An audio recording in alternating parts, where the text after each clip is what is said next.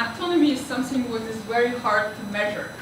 So when we go down to practicality, for me it is 3 questions which the team has to answer by themselves. Is like, how team decide on what to build, how to build it, and how to work together or organize together while building this. So let me introduce you to the world of my team. Yeah, my team. We call it user journey, and we are a cross-functional team. Maybe one of the biggest teams in iZettle, but definitely the most international one. So we are right now 12 people, and we come from 9 different countries across the world.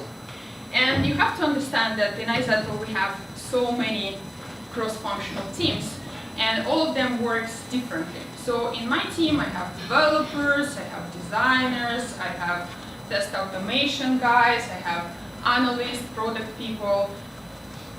So that's something what Rory was talking about, when we all sit together and we work together towards one goal or set of missions.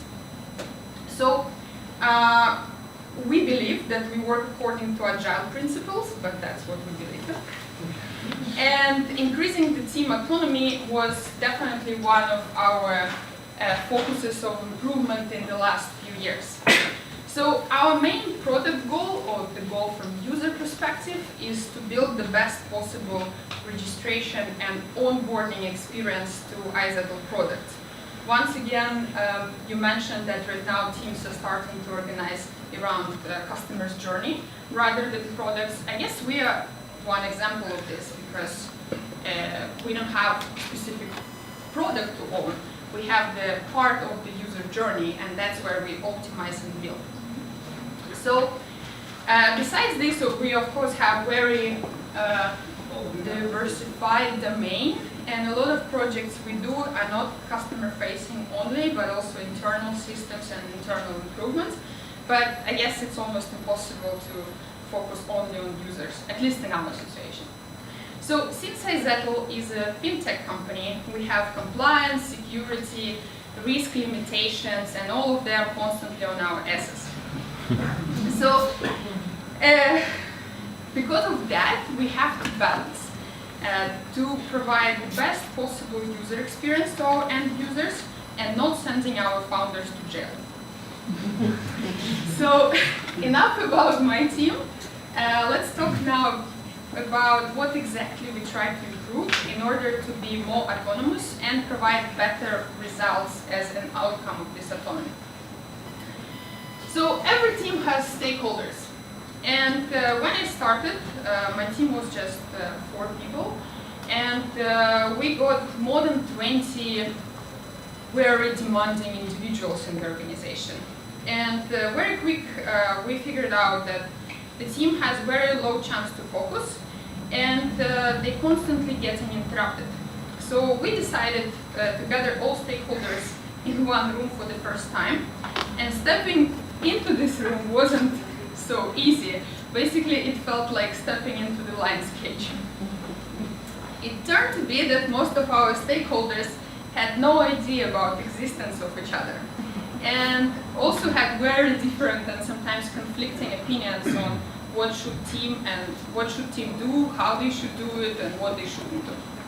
So at the same time, they had low visibility into ongoing things, and maybe that was the main reason why they were constantly coming, checking on the team, asking questions from developers.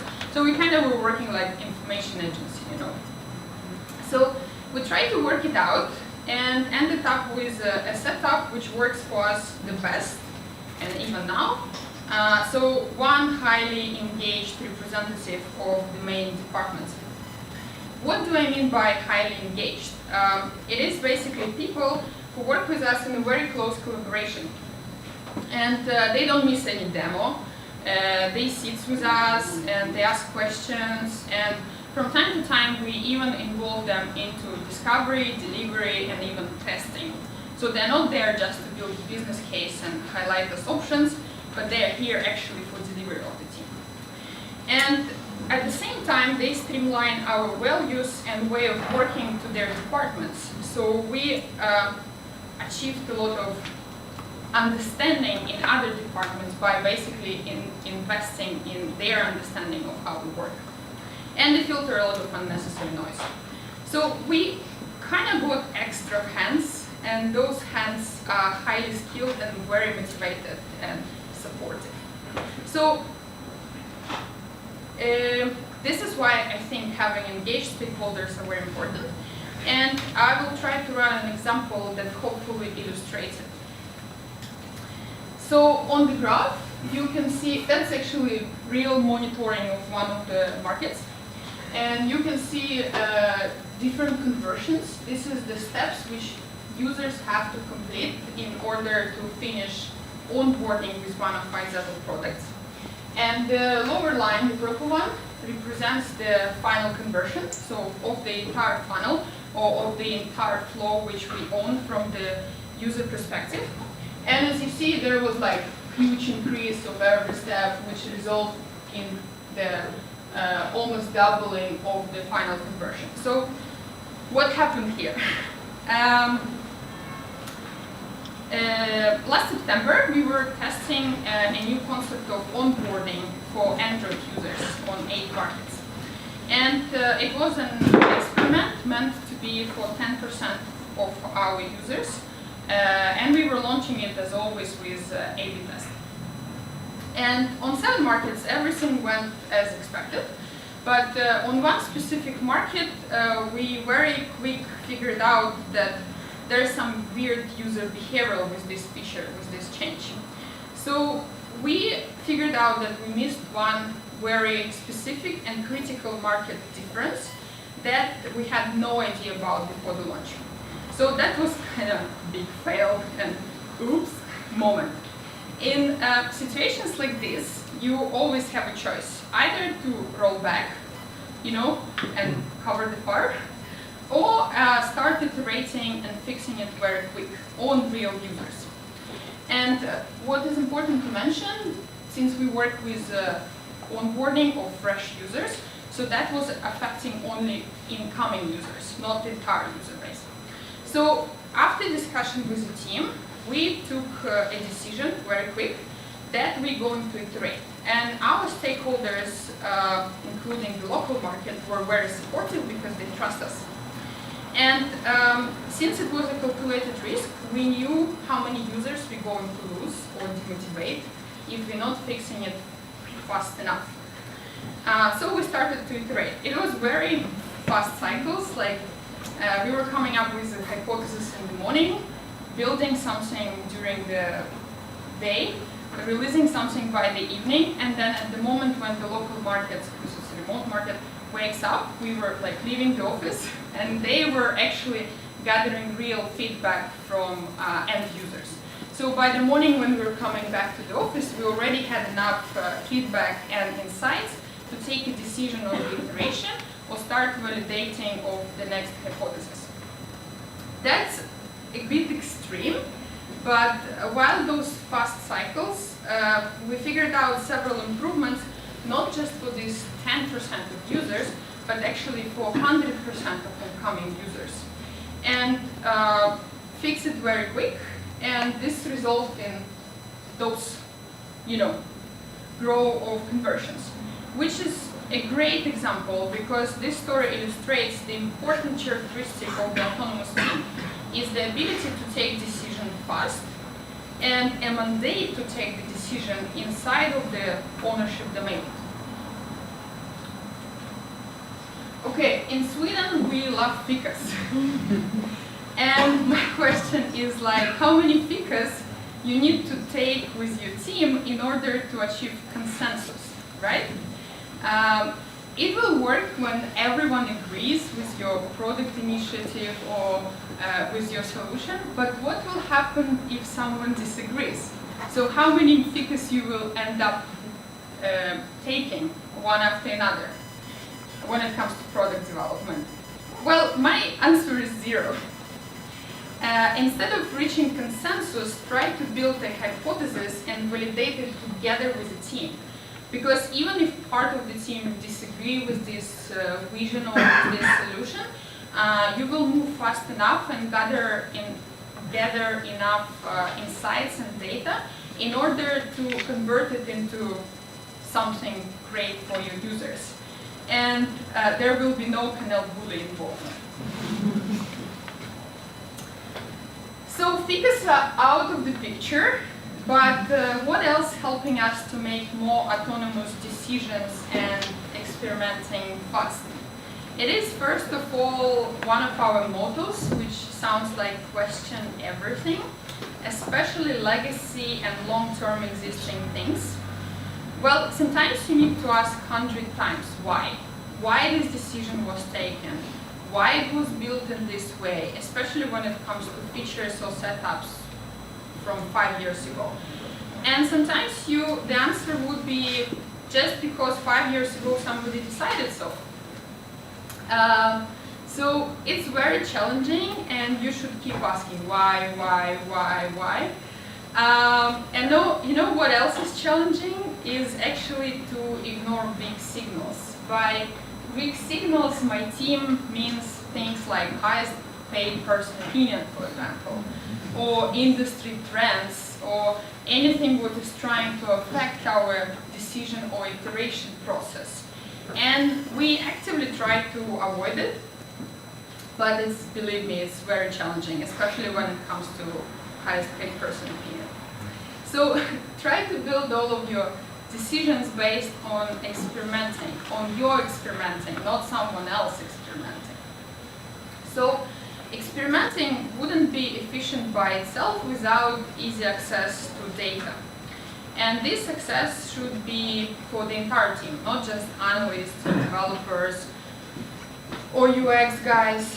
It's all should be visualized, and in order to have it set for your team, you as a product manager should prioritize tracking initiatives and make sure that you actually focus on this. So what else is also, what else we're doing and it works well for us? Because you might have a lot of data and then nobody will be looking into it, right? But if you try to attach specific dashboards to all the team goals, and all of your team goals should be measurable, right? That's obvious. Put them in the middle of the room, and then, believe me, everyone would be checking how are we doing. Like, oh, how is this conversion going? Oh, look at that spike. Can we explain it? You know. So, as I mentioned, the team should have a mandate to take decisions, even painful ones, and the team should have enough data around them and interest in checking this data to take those decisions. So, remember the story about the lion's cage and stakeholders, right? So one more learning from this situation is that not everyone in our organization understand or understood the same thing when I say agile, iteration, sprint, stand up. So the ceremonies which we run and the way we work is, believe me, not clear for them. They just hear blah, blah, blah, blah. So this is why you should keep repeating your team's working principles all the time, and especially for outsiders of the team, because we all tend to run and cover in slang and all of these specific terms which we invent. But it might be obvious for a team, but outside of the team, it's just getting lost. It's also challenging because you sound like a parrot, you repeat yourself all the time, but try to do it. It's gonna pay back. So, huge drama while releasing. Does it sound familiar? Anyone been in a drama situation and everyone runs around? Yay! Hello! Yeah, me too. So, in order to increase the team autonomy and team confidence, you should release as frequently as possible. That's pretty obvious advice. But what helped us to avoid drama is actually investment in test automation. One more long-term goal, and it's not starting to pay immediately, but in the long-term horizon, it's definitely going to pay. So another setup principle or whatever which we tried is trying to involve outsiders into our collaborative testing.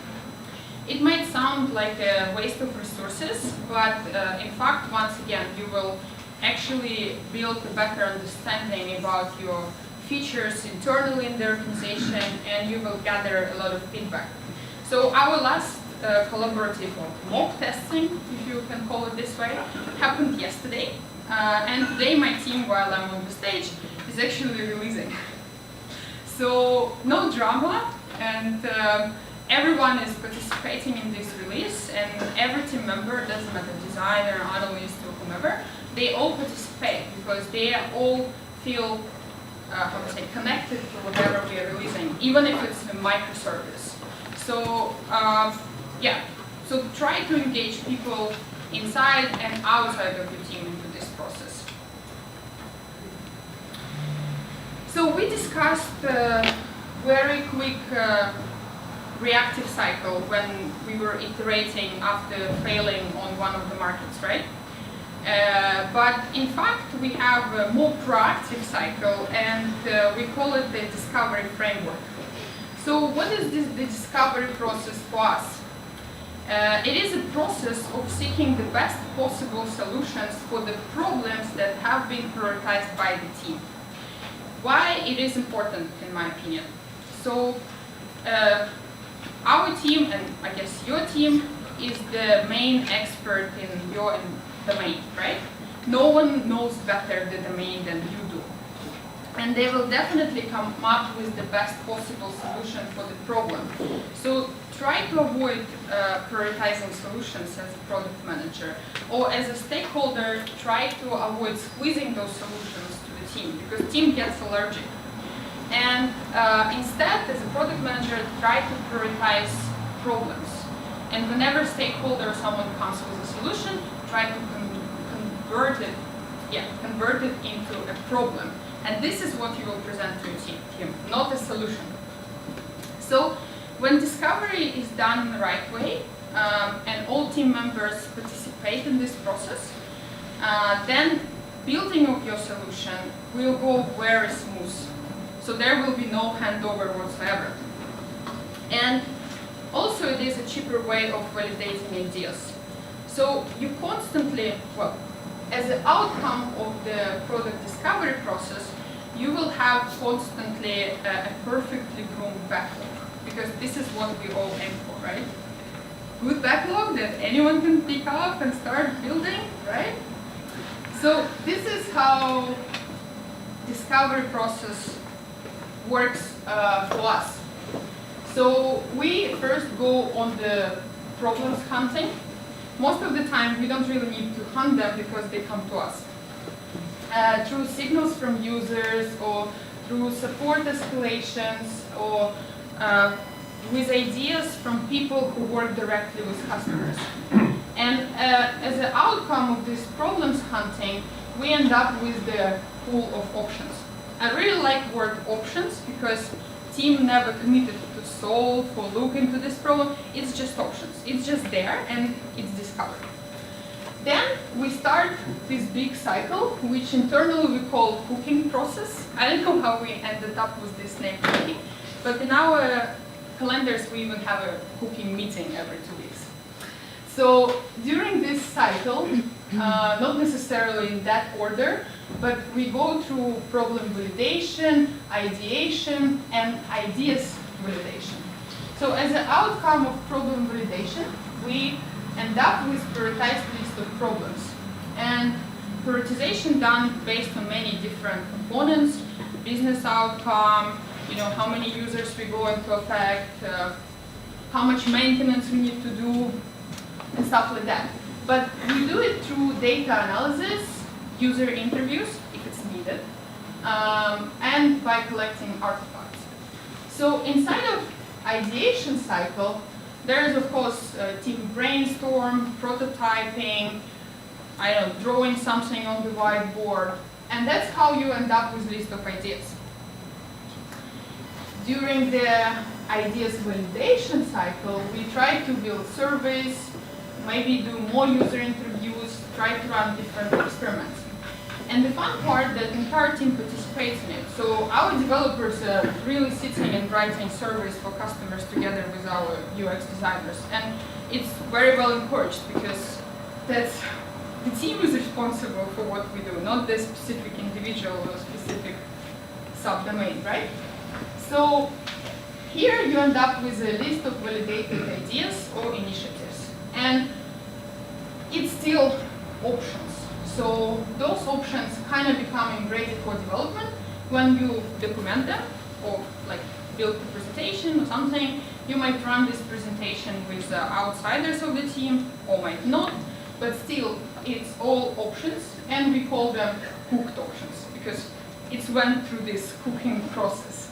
So those cooked options, team still didn't commit to build, but it's there, you know. Sometimes we even might share these cooked options with other teams, which is not super, how to say, efficient, but if you did discovery well and very fast, there might be interest in other teams actually picking up on your results. And don't forget that a lot of stuff from every cycle or sub-cycle is actually goes to the known market. Most of the stuff which goes through this end up here. And only stuff which is very valuable and brings value, very valuable, yeah, and brings value end up in your backlog. So in order to focus on this, we, at least in my team, have kind of, in the sprint, we have list of things which are ready for development and we're ready to build, but we constantly aim for like 20% or maybe even more items for the discovery. It's also very challenging because people usually tend to focus on something what is already discovered or already set instead of focusing on something very unknown. So, and as I mentioned, it is always team decision to actually send stuff to trash. It's not like manager comes and say like, oh, I don't like this option. Usually we present them something what we already decided would be in the options, ready for development options list. So once again, autonomy of taking your own decisions. Even if the team is super duper autonomous, leadership in the team is very important. So the question for you, what kind of leaders are around you and your team? And I met 3 types. It is a shit funnel manager, shit umbrella manager, and the shit fan manager. So I would say that definitely having shit umbrella managers much better for your team. And why umbrelling is so important? It is necessary because it helps you to filter irrelevant stuff and helping team to focus on their goals, focus on their discovery process and on their initiatives.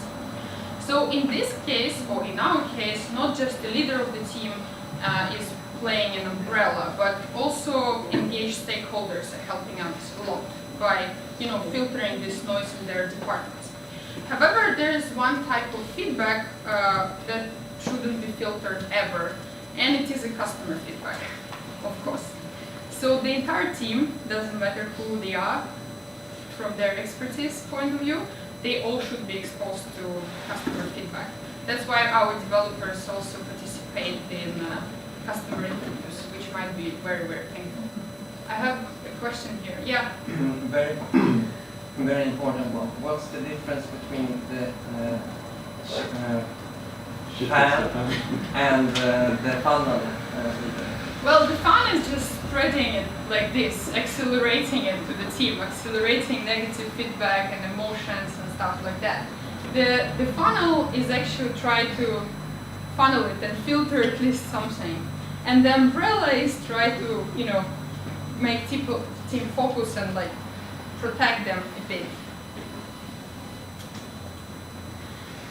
So the team autonomy is still a fluffy concept for me. However, I think this is the questions which you might ask yourself in order to identify if you should focus on your team autonomy more or not. So how many figures before you start acting? how many solutions actually came from outside of the team and were not, discovered or invented by your team. How many hypotheses did you validate last month?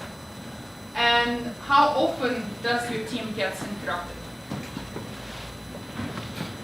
So I shared my experience.